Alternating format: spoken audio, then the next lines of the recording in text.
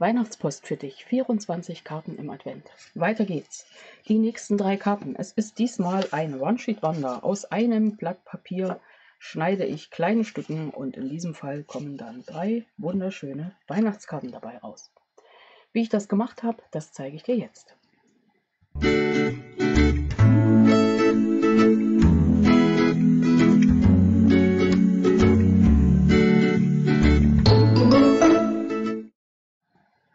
Hallo und herzlich willkommen in meiner Kreativwerkstatt. Schön, dass du dabei bist. Ich bin Angela von der Stempelfamilie.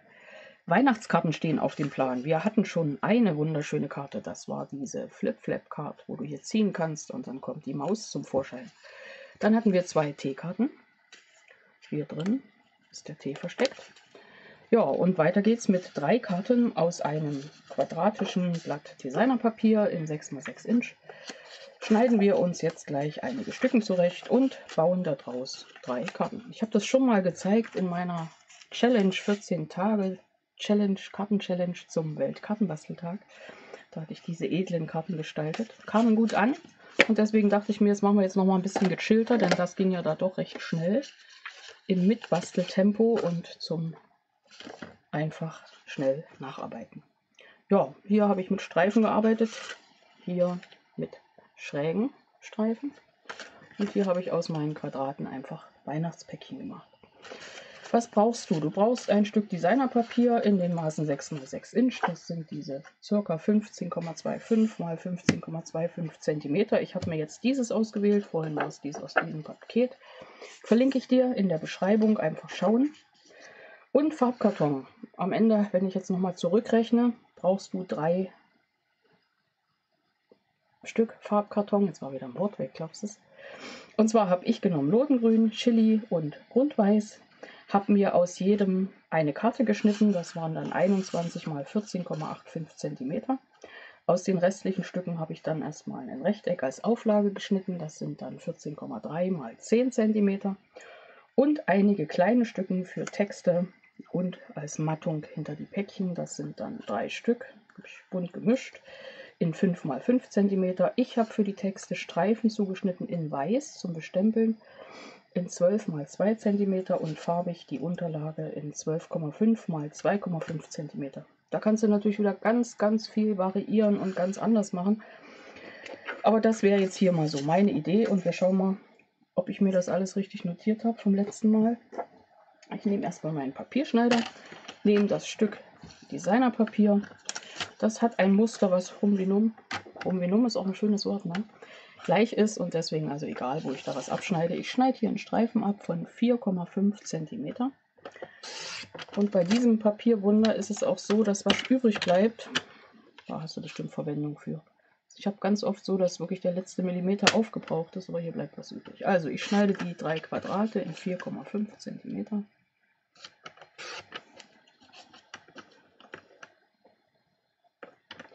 Ich habe ja letztens die Papiere dann auf die Klebefolie aufgezogen, hatte aber den Nachteil, dass ich dann nur eine Seite benutzen kann. Hier, siehst du ja, kannst du beide Seiten benutzen. Wunderschönes Papier, ganz super. So, dieses Stück schneide ich ein Stück ab von, jetzt muss ich einmal kurz mitdenken. Ja, ich habe geschnitten, wir könnten jetzt auf Inch umschwingen, aber ich mache jetzt 7,5 cm habe ich mir abgeschnitten und das Stück schneide ich jetzt einfach in 2 cm Stücken, wobei ich berücksichtigen muss, wer mitgerechnet hat, weiß es schon, es wird was übrig bleiben. Also 2 cm Stücken, lege es links oder rechts, wie du magst. Da ich die Elemente umdrehe, das hast du ja vielleicht schon schnell gesehen auf der einen Karte, muss ich das jetzt auch nicht der Reihe nach schneiden und nicht der Reihe nach verkleben. Es wäre natürlich auch eine Option, du nimmst das Muster wie es ist und legst es nur auf Lücke. Siehst du, das ist auch ein netter Effekt. Das ist dann einfach das Motiv in die Breite gezogen. Ich habe hier jetzt 5 solche Streifen. Die sind dann 2 x 7,5 cm für meine zweite Karte. Und bei der dritten Karte wird alles ganz anders. Es wird alles ganz anders. Das ist ein Stück von 8. Wenn du Mathe mitrechnest, fehlt da wieder ein Millimeter.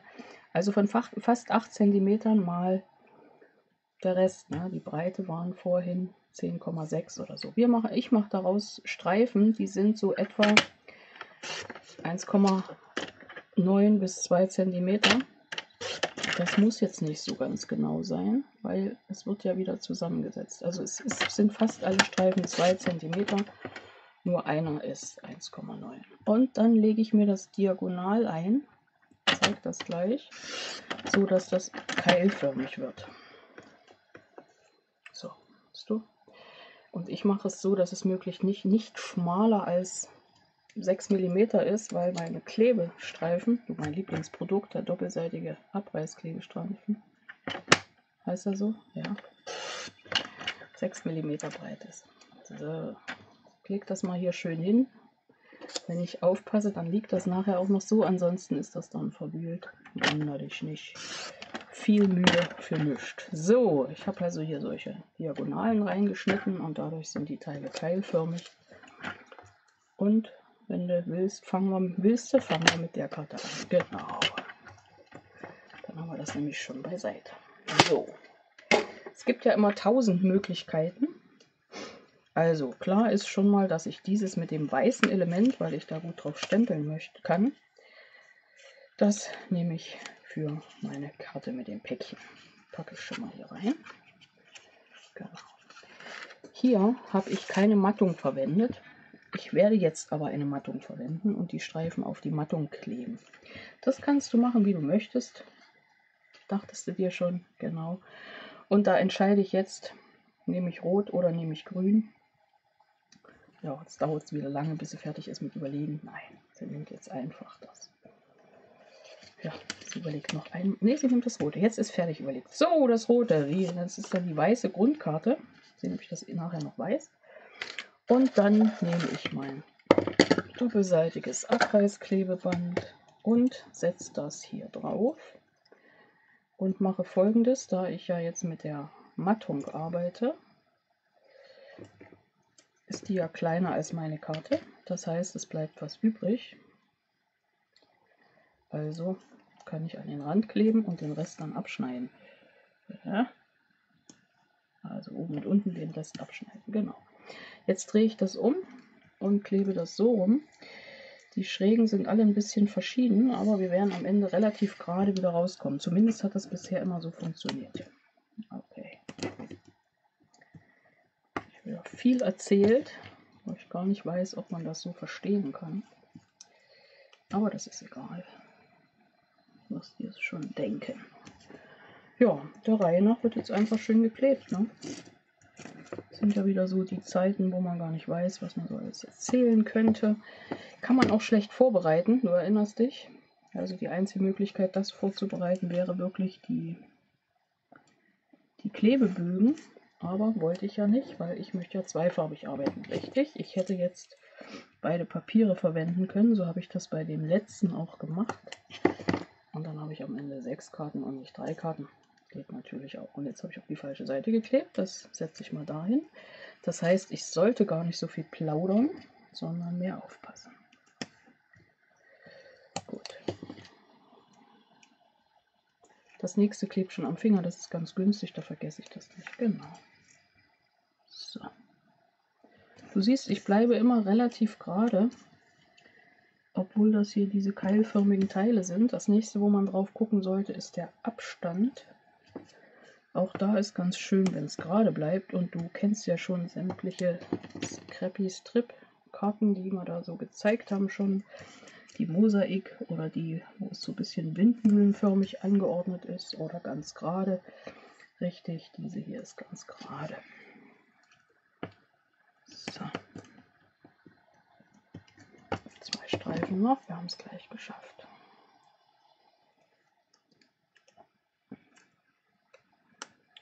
Mal gucken,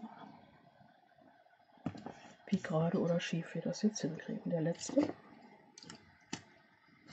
So.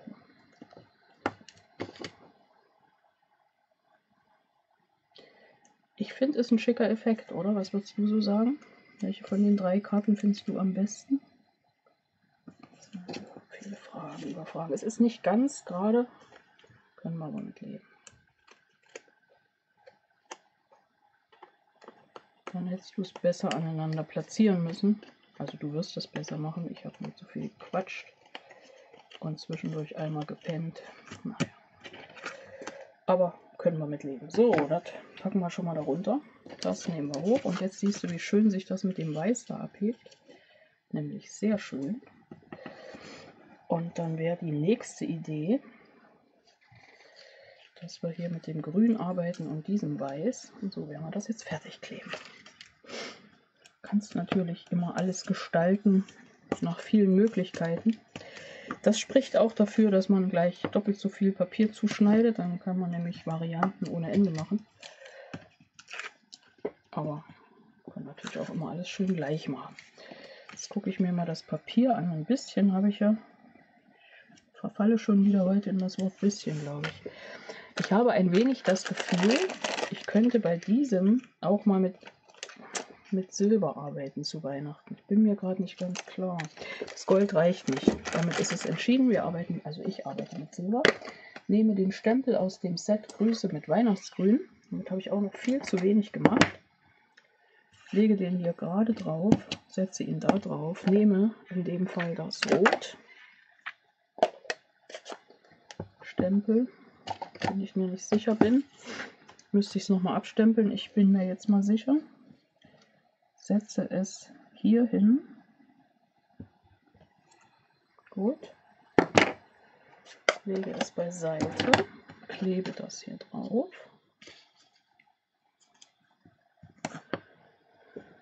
Und schaue auf eine schöne Mattung. Ja, die Farbauswahl mit dem Silber hatte sich jetzt erledigt. Du erinnerst dich. Wir haben beschlossen, wir nehmen Silber. Und kennst den Text, nichts vorbereitet, wie stehe ich denn jetzt da? Ich habe das Endchen hier nicht rausgesucht, das heißt, da ich sowieso viel verarbeite, das machst du natürlich nicht so, aber schneide ich hier ein Stück raus, weil der Rest wird sich ergeben. Siehst du, das leiert sich jetzt zweispulig hoch und irgendwann kommt das Ende rausgehoppelt. Sage nichts, da ist es. So, hier haben wir Platz, viel Platz. Könntest du auch kürzer machen, also wie gesagt, das sind alles immer nur Ideen. Auch bei mir so, dass ich mir sage, ja, kann ich jetzt so machen, mache ich beim nächsten Mal vielleicht ganz anders. So, habe hier schon mal ein Schnippelchen, ziehe das hier raus und mache meine Schleife und könnte dann noch mit viel Bling Bling arbeiten, setze aber hier erstmal das Element drauf. Die Abstandsklebepunkte auf die Rückseite, in dem Fall die großen.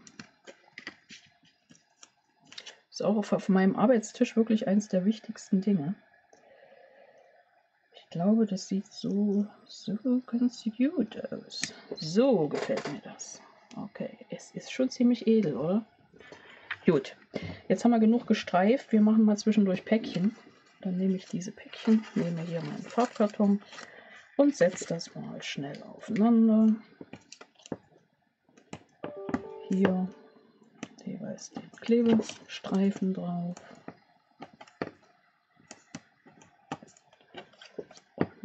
Wollen wir ein Päckchen falsch rumkleben? Wir kleben eins falsch rum. Entschieden. So, und das Falschrumme geht ganz klar auch auf das Grüne, weil da können wir etwas besser variieren. Also, denke ich mir mal so. Auch da kannst du ja wieder, wie du magst,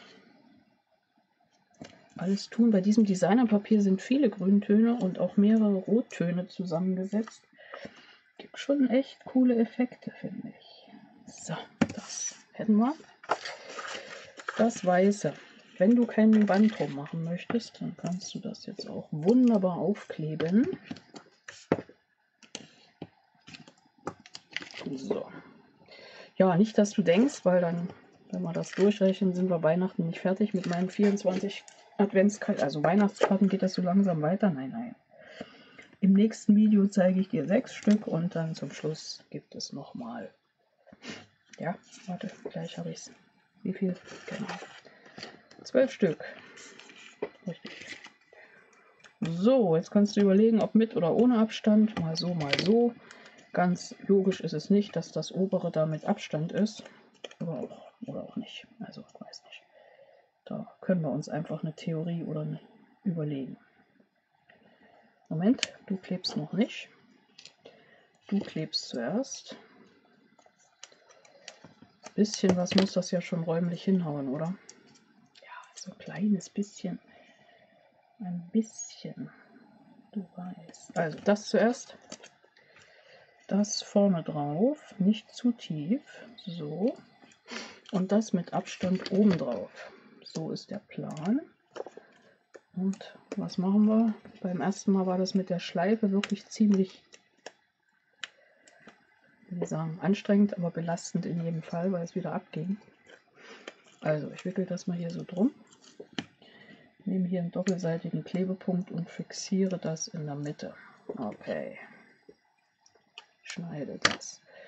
Und jetzt nehme ich die schon mal ab und mache es mal ganz anders und nehme noch ein Fädchen. Meine Rolle ist natürlich jetzt ruiniert, ne? Also kennst du ja? Ähnlich so wie beim Wollknäuel, ne? Letztens im Zug. Zug wird immer gestrickt, oder ein Zugschal. Genau. So, jetzt setzen wir das so und so, so.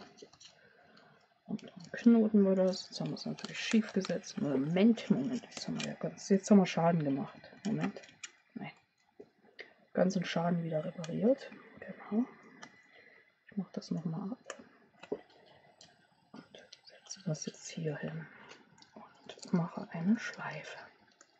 Jetzt arbeite ich mal mit dem Doppelknoten. Die Frage ist ja, ob derjenige, der das Ganze einpackt, ordentlich arbeitet oder nicht. Also ob ich es bin oder jemand anderes. Auch überlegen, warum ich das meine. Umdrehen. Ein Klebepunkt fehlt noch, den setzen wir jetzt da drauf. So, das haben wir wieder gerade so gerettet. Setzen wir hier oben hin und die Frage wäre gewesen, ob wir vorher gestempelt haben wollten. Haben wir jetzt nicht, also wollten wir das so haben. Okay, eine schöne Weihnachtszeit, oder? Haben wir hier drüben noch. Genau, und jetzt wird mal geputzt. Trocken geputzt und ich hatte auch irgendwo das lodengrüne Stempelkissen und das nehme ich hier. Die schöne Weihnachtszeit, im besten Fall richtig rum. Ne. Setzen wir hier oben hin, halbwegs gerade, gut. Und drunter setzen wir allen nah und fern. Heißt es so? Ja. Nee, natürlich nicht. Weihnachtszeit, allen nah und weit. Richtig. Wir wollen ja ein bisschen reimen. So, da sitzt es. Auch da, wie sonst vielleicht von mir empfohlen, immer nochmal vorher irgendwo abstempeln, dass es dann auch ganz exakt wird. So, 2 Karten sind fertig und die letzte Karte wird jetzt die ganz schnelle Nummer. Ja, weil ich das so zugeschnitten hatte, ich hätte es natürlich dann nochmal variieren können, habe ich aber nicht, ist es jetzt so, dass wir das Grün auf das Rot kleben. Wenn dir das zu dunkel ist, arbeite dann doch wieder mit dem Grundweiß in der Auflage oder in der Karte. Aber ich wollte eben genau das so rumgemischt haben. Du würdest auch mit der gleichen Rechnung bei den 3 Blättern 2 Auflagen in einer Farbe hinkriegen. Klar. Logisch. So, was haben wir denn hier noch? Schnibbelkram. Jetzt kannst du das wieder anordnen, wie du magst. Wir haben hier die Streifen quer. Ich fange mit dem mittleren an. Wenn ich die Mitte genau treffe und dann links und rechts immer im gleichen Abstand nach außen gehe, genau, dann habe ich das recht gleichmäßig. Muss ich aber gar nicht. Brauche ich ja gar nicht. Das kann natürlich auch wüst geklebt werden. So. Es kann auch außen mehr übrig bleiben. Also da sind Möglichkeiten ohne Ende und auch mal nicht ganz so gleichmäßig geklebt vielleicht. Ja, siehst du, da übe ich jetzt wieder, das ungleichmäßig zu machen. Und die beiden haben wir auch noch. Und dann außen den Riegel drüber und wir haben es fast in 20 Minuten geschafft. Fast.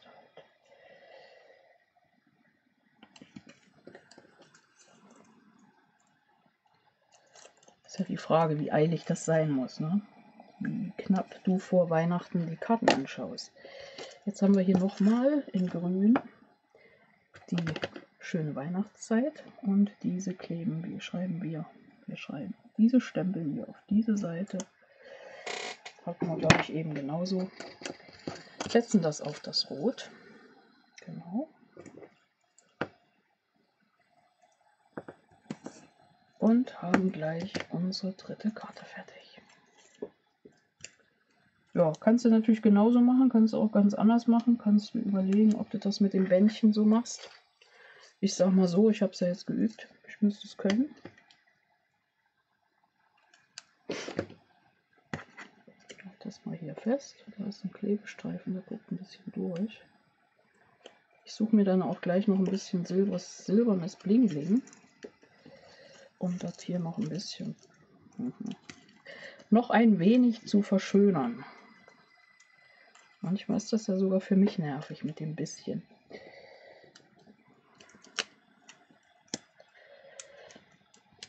Naja, ich sag mal so, erzähl du mal eine ganze Weile was vor dich hin und dann hör mal dazu. Das ist so nach dem, hast du dir schon mal selbst zugehört beim Reden? Ja, ich höre mir gerade zu.